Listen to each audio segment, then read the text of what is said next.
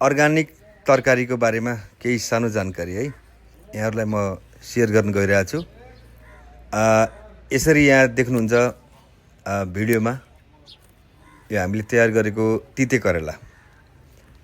यसको लागि यस्तो राम्रो यति ठुलो यति अर्ग्यानिक बनाउनलाई चाहिँ के गर्नुपर्छ भन्ने कुरामा चाहिँ यहाँहरूले ध्यान दिनुपर्ने कुराहरू, पहिले बेसरी रोप्ने बेलामा बिरुवालाई खाल्टो खन्ने, गाईको मल अलिकति प्रशस्तै हाल्ने,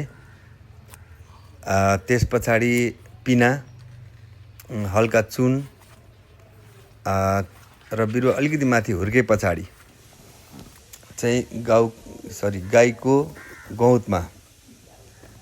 गाईको गौतमा पानी मिसाएर वरिपरि राखिदिने र बिरुवा माथि बढ्दै गए पछाडि 3G कटिङ भन्ने हुन्छ एउटा। तलको माथिको 8वटा पत्ता गनेर तपाईँले 8वटा पत्ता राखेर तल मुनिको पत्ताहरू चाहिँ कैँचीले राम्रोसँग काटेर झुर्की सबै निकाल्नुपर्छ है। निकाले पछाडि त्यो एकातिर मात्रै मासतिर जान पाउँछ, मोटो भएर मासतिर मात्रै जान्छ। तलतिरदेखि नै धेरैतिर हाँगाबिगा फैल्यो भने चाहिँ त्यसको मलहरू सबै हाँगाबिगातिर जान्छ र ठुलो फल लाग्दैन है। यसरी यहाँ हेर्नु त यो भिडियोमा कति ठुल्ठुलो फल लागेछ। यो तरिकाले चाहिँ सबै कटिङ गर्दै जानुपर्छ। भरसक हावा छिर्ने ठाउँ खुल्ला, धेरै ठुलो झाडी झ्याङ बनाउनु हुन्न है। यसरी गरेपछि यति राम्रो हेर्नु कति फलेको छ। ल हेर्नुहोस् त, हेर्दै लोभ लाग्दो हेर्नु त, बट फल्न थालेछ, यति राम्रो भएको छ।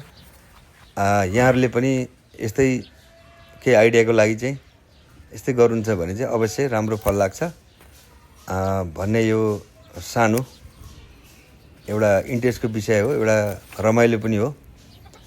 आफूले अब बजारमा गएर विषादयुक्त तरकारी किनेर ल्याउनु पर्दैन, खानको लागि पनि एकदम स्वादिष्ट हुन्छ।